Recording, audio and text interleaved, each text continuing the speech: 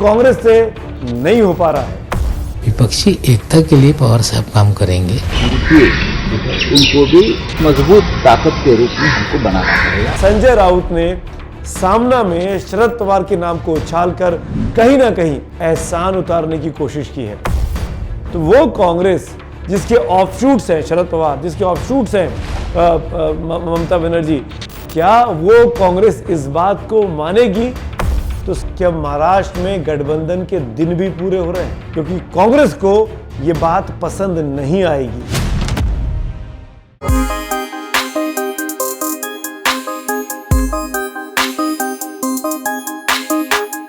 नमस्कार दोस्तों, लोकतंत्र के लिए क्या सबसे जरूरी है?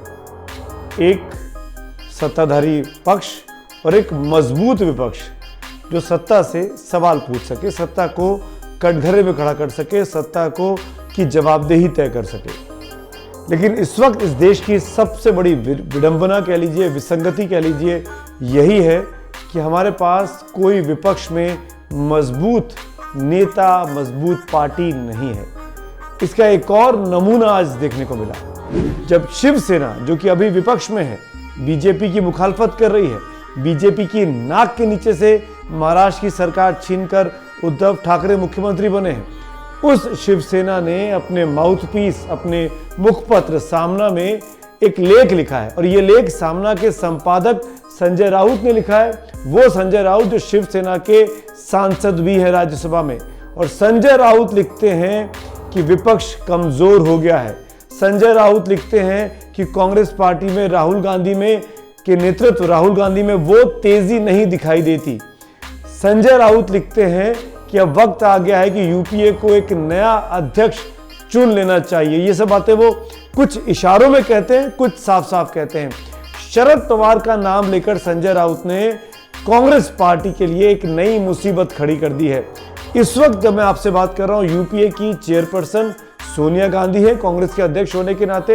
वो यूपीए जो 2004 से लेकर 2014 तक 10 साल तक शासन करता है, जिसके प्रधानमंत्री मनमोहन सिंह थे, जिसकी चेयरपर्सन सोनिया गांधी रही, उस यूपीए के अध्यक्ष पद को लेकर अब शिवसेना, जो कि कांग्रेस की मदद से सरकार चला रही है महाराष्ट्र में, वो ये कह रही है कि कांग्रेस से नहीं हो पा रहा है।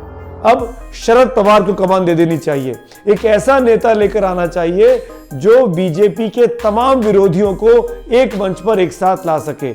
यानी संजय राउत ये इशारा कर रहे हैं कि राहुल गांधी एक साथ समूचे विपक्ष को एक मंच पर नहीं ला पा रहे हैं, या तो नहीं ला पा रहे हैं या राहुल गांधी नाकाम हो गए हैं।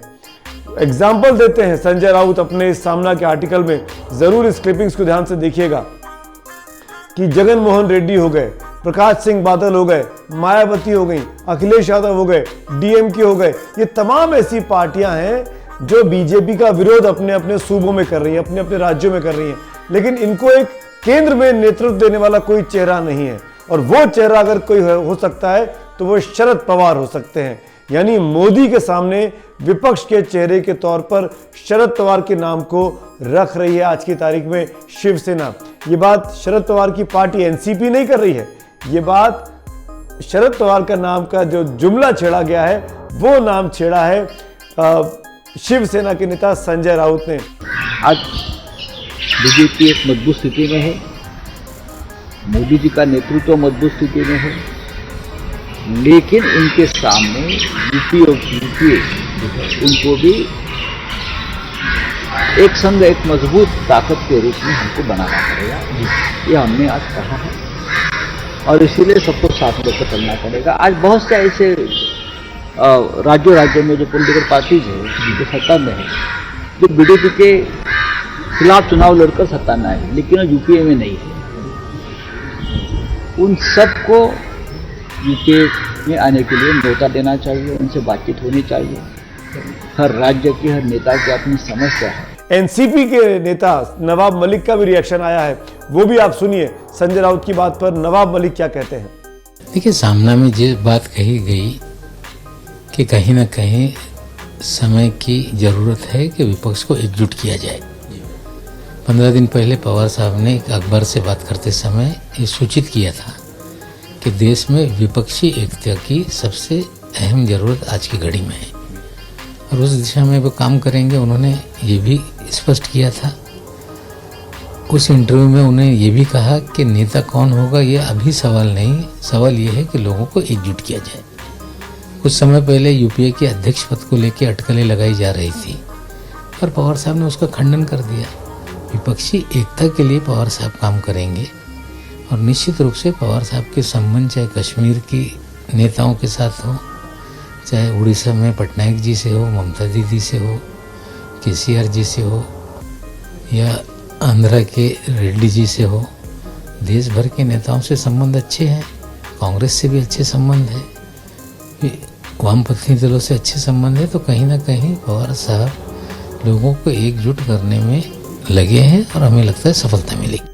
नवाब मलिक इनकार नहीं कर रहे हैं, वो ये नहीं कह रहे हैं कि नहीं शरद पवार चेयरपर्सन नहीं बनना चाहते हैं। यानी कहीं ना कहीं यह आभास हो रहा है कि शिवसेना और एनसीपी मिलकर ये खेल खेल रहे हैं कि विपक्ष के नेता के तौर पर यूपीए के चेयरपर्सन, नए चेयरपर्सन के तौर पर शरद पवार साहब के नाम को प्रोजेक्ट किया जाए और आने वाले चुनाव यानी 2024 का जो चुनाव है वो पवार बनाम मोदी के सामने रखा जाए, क्योंकि राहुल गांधी 19 में बुरी तरीके से फेल हो गए। न सिर्फ फेल हो गए बल्कि राहुल गांधी अपनी लोकसभा सीट अमेठी को भी नहीं बचा पाए हैं। इस वजह से बुरी तरीके से कांग्रेस पर दबाव उसके अपने साथी डाल रहे हैं। एक बात आपको समझना होगा, दो कहानियां हैं। अगर शरद पवार एक्टिव नहीं होते महाराष्ट्र विधानसभा चुनाव के बाद तो शायद आज की तारीख में उद्धव ठाकरे मुख्यमंत्री नहीं बन पाते, जो कि शिवसेना चाहती थी कि उनका मुख्यमंत्री बने, क्योंकि बीजेपी सिंगल लार्जेस्ट पार्टी आई थी। देवेंद्र फडणवीस के नेतृत्व में बीजेपी ने चुनाव लड़ा था, लेकिन शरद पवार ने कांग्रेस पार्टी को समझाया, सोनिया गांधी से बात की, राहुल गांधी से बात की और एक ऐसा गठबंधन कर दिया महाराष्ट्र विकास अघाड़ी के नाम का, जिसमें एक्सट्रीम राइट थॉट वाली, एक्सट्रीम राइट विचारधारा वाली शिवसेना भी है जो मंदिर बनाने की वकालत करती है, और दूसरी तरफ एक्सट्रीम सेकुलरिज्म की बात करने वाली कांग्रेस पार्टी भी है जो वापस मस्जिद बनाने की वकालत भी एक जमाने में कर रही थी जब नरसिम्हा राव मुख्यमंत्री थे अयोध्या में। तो आप समझ सकते हैं दो धुर विरोधी विचारधाराओं को शरद पवार ने एक किया, उद्धव ठाकरे को मुख्यमंत्री बनाया, कांग्रेस पार्टी के नेता उस सरकार में मंत्री बने। अगर मैं ये कहूं कि संजय राउत ने सामना में शरद पवार के नाम को उछालकर कहीं ना कहीं एहसान उतारने की कोशिश की है कि आपने मेरे नेता को मुख्यमंत्री बनवा दिया, अब मैं आपको यूपीए का चेयरपर्सन बनवाता हूं। 24 का चुनाव सर पर आ रहा है, बंगाल में चुनाव 6 महीने के भीतर होना है। ममता बनर्जी शरद पवार से फोन पर बात कर रही हैं, ममता बनर्जी अरविंद केजरीवाल से बात कर रही हैं, ममता बनर्जी कांग्रेस के नेताओं से बात नहीं कर रही है, वो अकेले लड़ रही है बीजेपी की ताकत के सामने। क्यों? क्योंकि कांग्रेस पार्टी और लेफ्ट का अलायंस एक तीसरे मोर्चे के तौर पर बंगाल में चुनाव लड़ रहा है। तो ये वक्त बड़ा मुफीद लगा शिवसेना के संजय राउत को कि शरद पवार के नाम को उछाला जाए, राहुल गांधी को नीचे किया जाए और पूरा एक विपक्ष का गठबंधन, सामूहिक गठबंधन, एक मोर्चा बनाकर दबाव बनाया जाए कांग्रेस पार्टी पर कि वो चेयरपर्सन की अपनी जो उनका काम है उससे वो अपने आप को दूर कर लें और सिर्फ राहुल गांधी अगर अध्यक्ष बन भी जाते हैं जनवरी फरवरी में जैसा कि चर्चा है तो वो सिर्फ कांग्रेस पार्टी के अध्यक्ष रहें, वो यूपीए के चेयरपर्सन ना रहे। यूपीए के चेयरपर्सन का काम शरद पवार को दे दिया जाए। पर क्या कांग्रेस पार्टी मानेगी? शरद पवार के पास इक्का दुक्का सांसद, मायावती के पास कोई सांसद नहीं, अखिलेश यादव के पास कुछ सांसद, डीएमके के पास कुछ सांसद, टीएमसी के पास कुछ सांसद, लेकिन इन तमाम सांसदों की संख्या में अगर लोकसभा की बात कर रहा हूं तो कांग्रेस अभी भी विपक्ष में इन तमाम छोटी पार्टियों से बड़ी पार्टी है। तो वो कांग्रेस जिसके ऑफशूट्स हैं शरद पवार, जिसके ऑफशूट्स हैं ममता बनर्जी, क्या वो कांग्रेस इस बात को मानेगी कि मेरा अध्यक्ष, मेरा नेता यूपीए का चेयरपर्सन नहीं है और कोई और है? क्या कांग्रेस इसके लिए तैयार होगी? बहुत मुश्किल लगता है। तो जिस मजबूत बीजेपी से लड़ने के लिए मजबूत विपक्ष की मैं बात कर रहा था, वो विपक्ष इस सामना में आर्टिकल आने के बाद और बिखर जाएगा और तितर बितर हो जाएगा और इसका सबसे बड़ा खामियाजा, सबसे बड़ा नुकसान राहुल गांधी के नेतृत्व को हो रहा है, कांग्रेस पार्टी को हो रहा है, क्योंकि वो कुछ तय नहीं कर पा रहे। इन परिस्थितियों में आप समझ सकते हैं कि विपक्ष की ये कमजोरी, विपक्ष का ये बिखराव बीजेपी को और कितना मजबूत कर देगा। नरेंद्र मोदी को ना चाहते हुए भी एक मजबूत नेता के तौर पर स्थापित कर देगा कि उनके सामने बड़े बड़े कद्दावर नेता, शरद पवार जैसे नेता, ममता बनर्जी जैसे नेता, करुणानिधि के बेटे स्टालिन जैसे नेता जिनका काडर है, वाईएसआर जैसे नेता, ये एक साथ लामबंद नहीं हो पा रहे हैं। इन परिस्थितियों को समझना बेहद आवश्यक है आपके लिए। और दूसरी चीज जो बहुत अहम है, इस संजय राउत के आर्टिकल के बाद जो उन्होंने लिखा है, क्या मैं ये कह सकता हूं कि अब महाराष्ट्र में गठबंधन के दिन भी पूरे हो रहे हैं?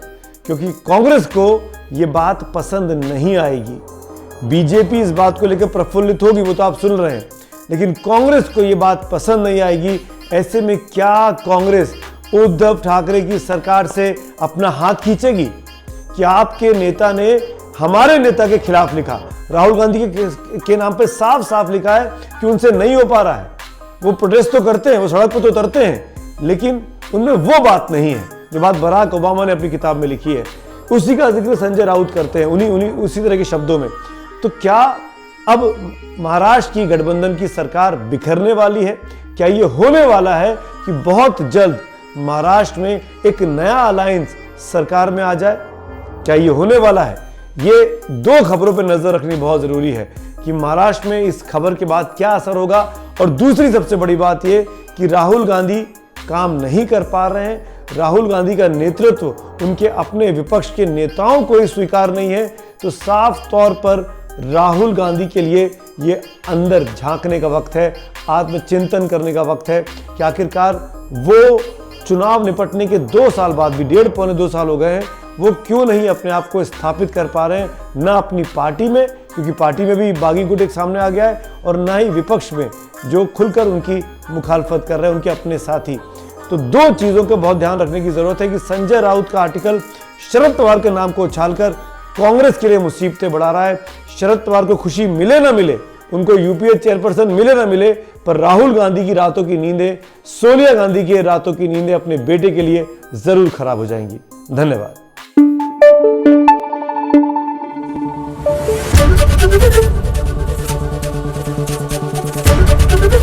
एबीपी न्यूज आपको रखे आगे।